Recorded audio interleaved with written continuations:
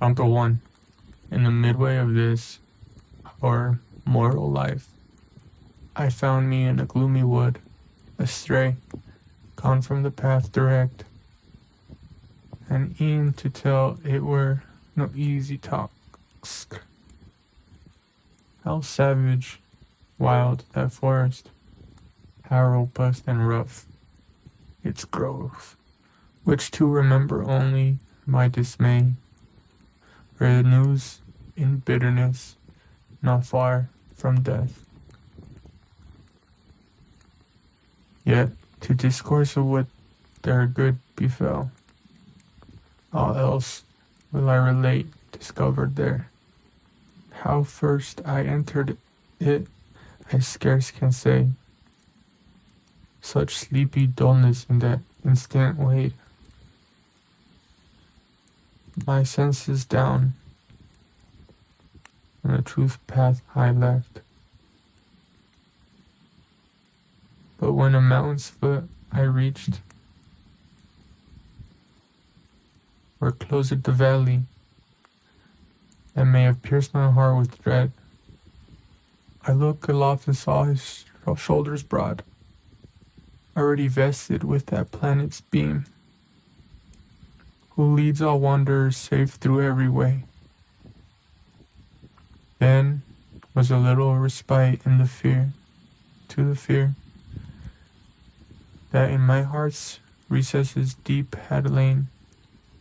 All of that night, so pitifully passed, and as a man with difficult short breath, forespent with toiling, scaped from sea to shore. Escaped from sea to shore, turns to the peerless wide waste and stands at gaze. E'en so my spirit, that yet failed, struggling with terror, turned to you the straight, and none had passeth and lived my weary frame. After short pause, recomforted again, I journey on over that lonely steep, the hinder foot still firmer, scarce the ascent began, when lo, a panther, nimble light, and covered with the speckled skin appeared. Nor when it saw me, vanished, rather strove to check my outward going, that oft times with purpose to retrace my steps had turned. The hour was morning's prime, and so his way aloft the sun ascended with those stars that with him rose, when love divine first moved those its fair works, so that with joyous hope all things conspired to fill me, the gay skin of that swift animal, the matin dawn, and the sweet season. Soon that joy was chastened, and by new dread succeeded, when in view a lion came against me, as it appeared, with his head held aloft and hunger mad, that e'en the air was fear struck. A she-wolf was at his heels, who in her leanness seemed full of all wants. Many a land hath made disconsolate ere now. She with such fear, oh, o'erwhelmed me at the sight of her appalled, that of the height all hope I lost, as one with his gain elated sees the time when all unwares is gone. He inwardly mourns with heart-gripping anguish.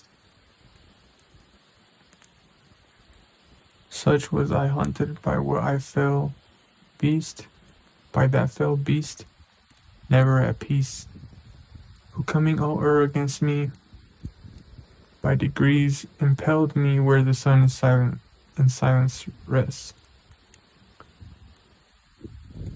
while to the lower space, at the backward step, I fell, my ken, discern the form 101, whose voice seemed faint through long disuse of speech, when him in that great desert I spied.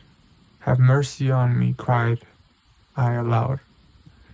Spirit or living man, whate'er thou be? He answered, now not man. Man once I was, and born of Lombard parents. Mantua not both by country, and the power of Julius yet was scarcely firm. At Rome my life was passed beneath the land, the mild Augustus in the time of fabled deities and false. A bard was I, and made Anchises upright, son the subject of my song, who came from Troy. When the flames preyed on Ilium's haughty towers, but thou say, wherefore to such perils pass? Returnest thou, wherefore not this pleasant mount, ascendest, cause and source of all delight?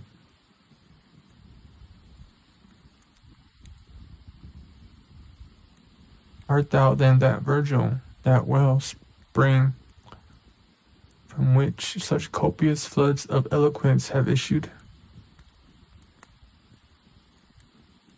I with front abashed replied, glory and light of all the tuneful train, may it avail me that I long with zeal have sought thy volume, and with lovements have conned it o'er.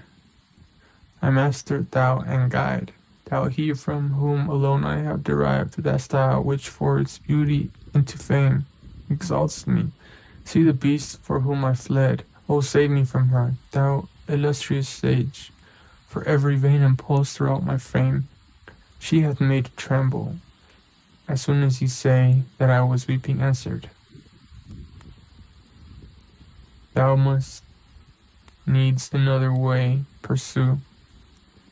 If thou wouldst escape from out that savage wilderness, this beast at whom thou criest, her way will suffer none.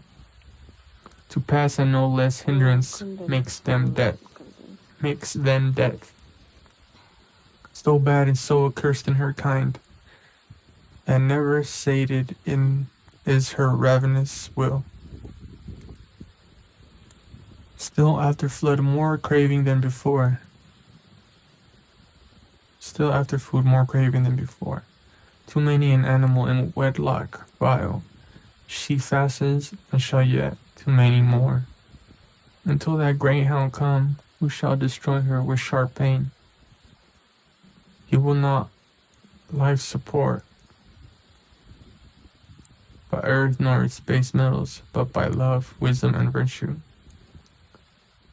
And his land shall be the land twixt either Feltro, and his might shall safely to Italia's plains arise, for whose fair realm Camilla, virgin pure, Nissus, Aurelius, and Turnus fell. He with incessant chase throughout every town shall weary, until he to hell at length store her, thence by envy first let loose.